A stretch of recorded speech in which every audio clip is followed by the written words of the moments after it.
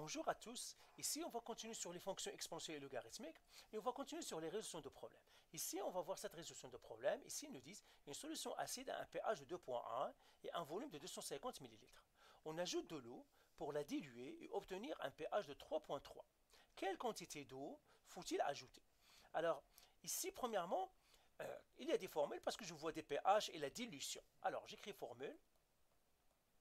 Alors, vous pouvez toujours revenir à la vidéo, il y a toutes les formules sur les applications des exponentielles et les logarithmes que vous devez connaître. Alors, le pH. Le pH, c'est moins le logarithme de la concentration. Concentration, on l'a mis comme ça. Et puis, dilution. Dans la dilution, on a une formule. C1 fois V1 est égal à C2 fois V2. Ça veut dire la concentration 1 fois le volume 1 est égal à la concentration 2 fois le volume 2. Et quand il y a dilution, on ajoute de l'eau. Alors regardons encore notre situation. Qu'est-ce qu'il nous dit? Une solution acide a un pH de 2,1 et un volume de 250 ml. On ajoute de l'eau. Donc j'ai avant ajouté de l'eau et après. Donc avant d'ajouter l'eau, c'est-à-dire la solution concentrée sans ajouter l'eau. Et bien qu'est-ce que j'ai? J'ai le C1, j'ai le V1 et j'ai le pH. Alors, qu'est-ce qu'ils me disent? Ils me disent que le V1, c'est 250 ml et le pH, c'est 2,1. Maintenant, j'ai après avoir ajouté l'eau. Donc, je mettrai tout simplement après. J'ai C2, V2 et le pH. Alors, je ne connais rien, je connais le pH de la solution finale. J'aimerais obtenir un pH de 3,3. Eh bien, je cherche le volume à ajouter. Eh bien, qu'est-ce qu'on va faire? Eh bien, on va suivre les maths. Alors, première étape, trouver C1. Pourquoi je peux trouver C1? Parce que j'ai le pH. Et il y a une formule pour le pH. Alors, je sais que le pH est égal à moins logarithme de la concentration C1. Alors, le pH, c'est quoi? C'est 2,1 est égal à moins logarithme de C1. Et là, j'ai une équation. Quel type d'équation? Logarithmique de niveau 1. Parce qu'il y a un seul logarithme. Et bien, comment je vais isoler ça? En faisant la méthode de la balance ou bien le SUMDEP. Tout simplement, j'ai un moins 1 fois, donc je divise par moins 1, je divise par moins 1, ça me donnerait moins 2,1 est égal à logarithme de C1. Et quelle est la base ici? C'est 10. Si un logarithme n'a pas de base, on sait que c'est 10. Et là, maintenant, je peux trouver le C1. Donc, j'ai 10 exposant moins 2,1 est égal à C1. Et si vous calculez ça à la calculatrice, donc je le donne à ma calculatrice, ça me donnera 7,943 fois 10 à la moins 3 mol par litre est égal à C1. Donc je vais l'écrire ici dans le C1, je vais l'écrire ici, C1 c'est 7,943 fois 10 à la moins 3 mol par litre. Si vous connaissez l'unité, vous le mettez, vous ne le connaissez pas, ce n'est pas la peine.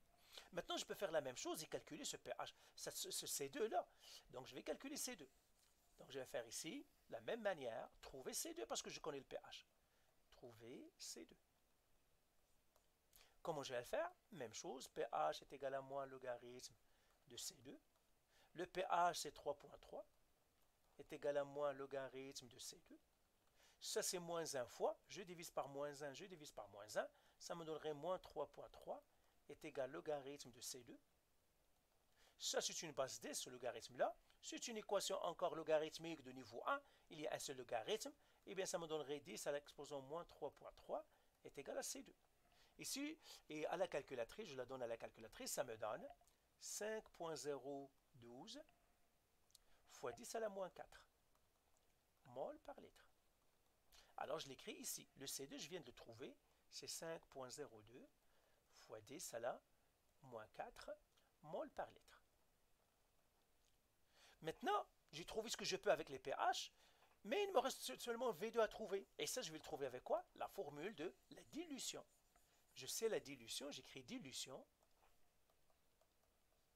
Alors, diluer, c'est ajouter de l'eau pour que ça soit moins acide. Je connais que C1 fois V1, ça doit être égal à C2 fois V2. C1, c'est quoi? 7,943 fois 10 à la moins 3 fois le V1. Le V1, c'est 250 ml. Égal. Le C2, je le connais aussi. 5,02 fois 10 à la moins 4 fois V2.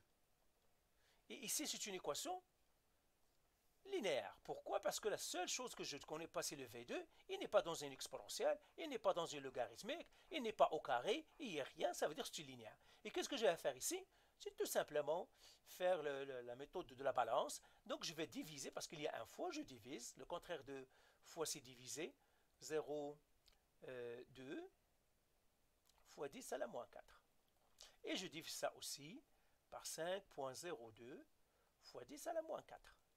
Alors, et si je fais cette division-là, je trouve que ça me donne 3962 est égal à V2. Ben voilà, j'ai trouvé le V2. V2, je vais l'écrire ici, 3962 millilitres. Parce que c'est un volume. Mais moi, qu'est-ce que je cherche? Je ne cherche pas le volume final de la solution. Je cherche combien je vais ajouter. Parce que quand on fait la dilution au début, j'avais comme ça. J'avais un volume V1 qui est égal à 250 millilitres. Ben, c'est comme ça. Donc je mettrai, normalement, il n'est pas aussi rempli qu'ici. Hein. Il est rempli jusque-là. Et puis j'ai C1, bien sûr, et j'ai le pH. J'ai ajouté de l'eau. En ajoutant de l'eau, je suis arrivé là. Et maintenant, le V1, ben, le volume, il est devenu quoi? Il y a un nouveau volume, V2, une nouvelle concentration et un nouveau pH. Parce que la solution est devenue moins concentrée. Le nouveau volume, c'est celui qu'on vient de trouver, 3962 millilitres. La concentration C2, c'est ce qu'on a trouvé, et le pH, c'est ce qu'on a. Mais moi, j'aimerais savoir combien j'ai ajouté. Eh bien, ça, c'est le volume auquel je vais atteindre. C'est le volume que je vais atteindre finalement. Alors, le volume que je vais ajouter, j'avais déjà un 250 millilitres. Donc, qu'est-ce que je vais faire? Eh bien, volume ajouté, je mettrai égal à V2 moins V1, parce que j'avais déjà un volume V1. Eh bien, je vais faire égal ici, tout simplement, 3962 moins 250 millilitres, qui me donne finalement mon volume que j'ai ajouté, c'est 3712 millilitres. Eh bien, c'est ça. Et là, je fais réponse. Donc, je peux effacer ici. Si vous voulez, vous pouvez rejouer la vidéo. Et j'écris ici, réponse. Le volume ajouté est réponse.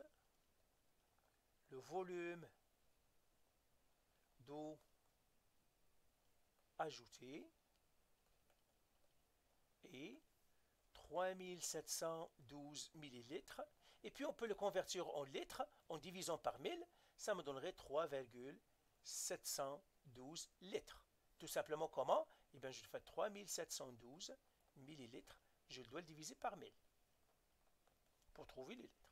Et bien voilà, c'est ça ma réponse. Donc je dois ajouter 3,712 litres pour que le pH devienne 3,3. Allez, voilà, bye.